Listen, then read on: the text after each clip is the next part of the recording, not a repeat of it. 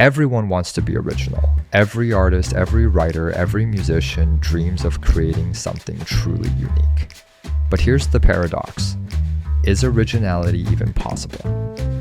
Or is everything we call original just a remix of what came before? Today, we're going to dig into one of the deepest questions in art. What is originality? We'll explore how artists and philosophers have defined it, why we crave it, whether it's even real, and most importantly, what it means for anyone trying to create. First, let's talk about the myth of originality. When we think of originality, we imagine the lone genius, someone who creates something from nothing. Beethoven composing in isolation, Picasso inventing cubism out of thin air, Shakespeare writing plays that still shape our language. But here's the truth. None of them started from zero. Beethoven borrowed from folk melodies and other composers. Picasso was influenced by African masks, Iberian sculpture, and Cézanne's late works.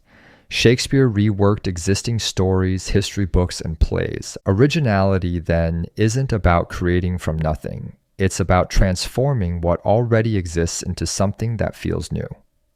As Mark Twain once said, "There is no such thing as a new idea. It is impossible. We simply take a lot of old ideas and put them into a sort of mental kaleidoscope."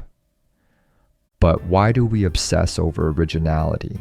If originality is just transformation, why do we idolize it so much? Psychologists suggest it's because originality represents individuality. To be original is to stand out, to separate yourself from the crowd. It's tied to identity. In a world where so much feels mass-produced and repeated, originality feels like authenticity.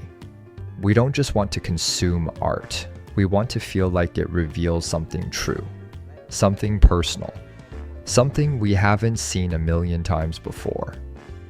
That's why artists fear being derivative.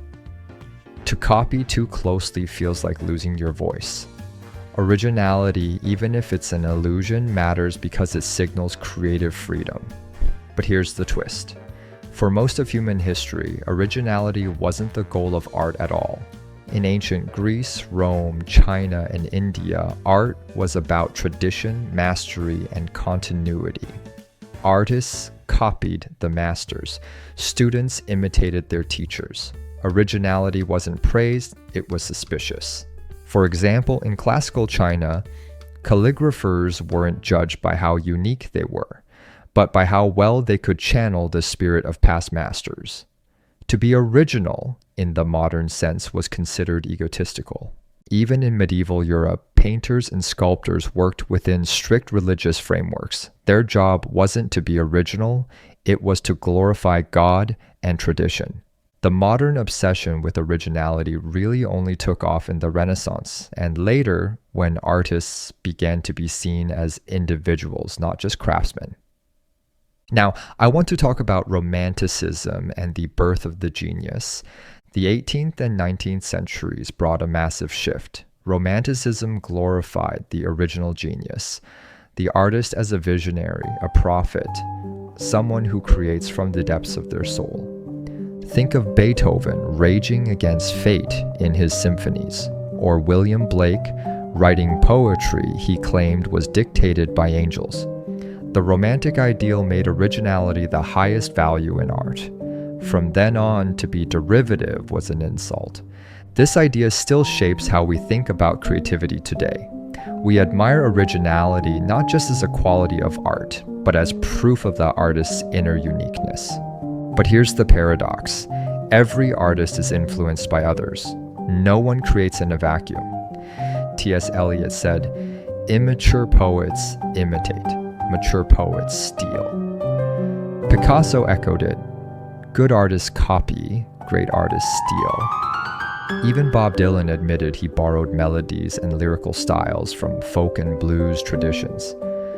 So what separates imitation from originality? It's not whether you're influenced. It's how you transform that influence. Originality isn't the absence of influence. It's the depth of transformation.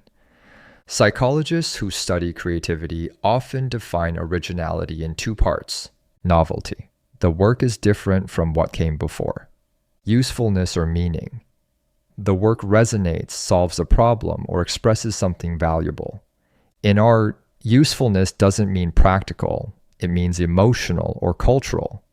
Does the work connect with people? Does it add something meaningful to the conversation? A random splash of paint might be novel, but unless it communicates or resonates, we don't call it original, we call it random. Now, I want to talk about originality in modern art. The 20th century pushed originality to its extreme. Movements like Dada and Surrealism tried to shock audiences with the bizarre and unexpected. Marcel Duchamp put a urinal in a gallery and called it fountain. Jackson Pollock dripped paint on canvases, abandoning traditional brushwork. Andy Warhol mass-produced images of soup cans and celebrities.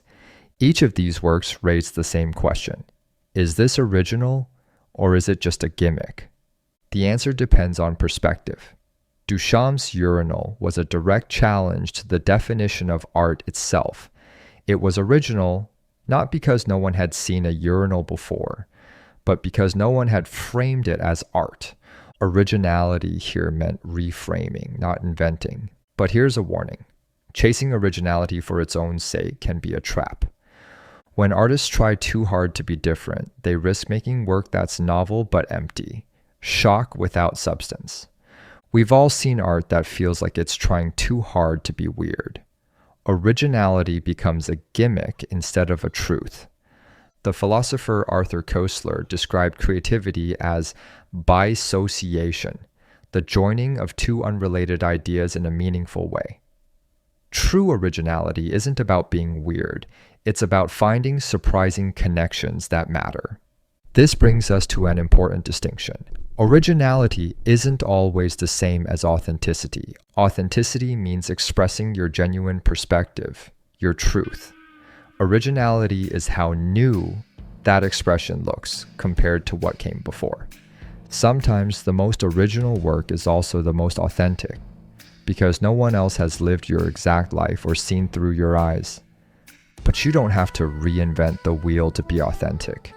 You just have to speak honestly. And often, honesty naturally creates originality, because it comes from a perspective only you can give. Let's ground this with music. The Beatles didn't invent rock and roll. They borrowed heavily from Chuck Berry, Elvis, and American blues, but they fused those influences into something fresh. That's originality. Hip-hop is built on sampling, literally taking pieces of old songs. Yet artists like Kanye West or Kendrick Lamar transform those samples into something entirely new. Originality through transformation. Jazz thrives on improvisations. Musicians riff on standards, reshaping familiar melodies into personal statements. Originality within tradition. These examples show that originality isn't about avoiding influence. It's about bending influence until it reflects your voice. Originality is also cultural. What feels original in one time or place might not in another. When Impressionists like Monet and Renoir first exhibited their work, critics mocked them. It seemed messy, unfinished, radical. Today, Impressionism is beloved, but no longer shocking. Originality, then, is partly about context. It's not just what you make, but when and where you make it. Here's a modern question. With AI generating images, music, and writing, can machines be original? Some argue this is no different from human artists, who also remix influences. But others say true originality requires consciousness, intention, and meaning. An AI can generate novelty, but can it generate significance? This debate forces us to ask, is originality about the product or about the human intention behind it? So what does all this mean for you if you're trying to be more original in your art? Here are some practical insights. Consume widely. The more influences you absorb, art, music, literature, cultures, the richer your creative palette becomes. Originality emerges from diverse input. imitate, then innovate. Start by copying the masters, learn their language, then twist it, bend it, break it. Originality grows from mastery. Follow your weird obsessions. Pay attention to the strange ideas, images, or questions that stick in your mind. They're clues to your authentic originality. Don't fear cliché. Transform it. Every idea has been done, but not every idea has been done your way. Give yourself constraints. Paradoxically, limits often spark originality. Jazz thrives within chord changes. Haiku thrives within 17 syllables. Another way to see originality, not as isolation, but as dialogue. Every work of art is in conversation with what came before. When you create, you're joining that conversation. Originality isn't about being completely unlike anything else. It's about adding something meaningful to the dialogue of art. T.S. Eliot put it this way: the most individual parts of a poet's work may be those in which the dead poets, his ancestors, assert their immortality most vigorously. In other words, originality is connection across time. So, what is originality in art? It's not creation from nothing. It's transformation. It's the alchemy of influence, authenticity, and context. It's the moment when something familiar becomes unfamiliar again. When an old melody, a borrowed story, or a recycled image suddenly speaks with a new voice. Originality isn't about being the first, it's about being the one who makes it matter now. So don't chase originality as an abstract goal. Chase honesty, depth, curiosity. Originality will follow, not as something you force, but as a natural fingerprint of your creative life. If this video sparked something for you, hit like, subscribe, and share it with a fellow artist. And I'd love to hear in the comments, which artist feels truly original to you and why? Because maybe, just maybe, originality isn't about inventing from nothing. Maybe it's about making the old world new again, through your eyes.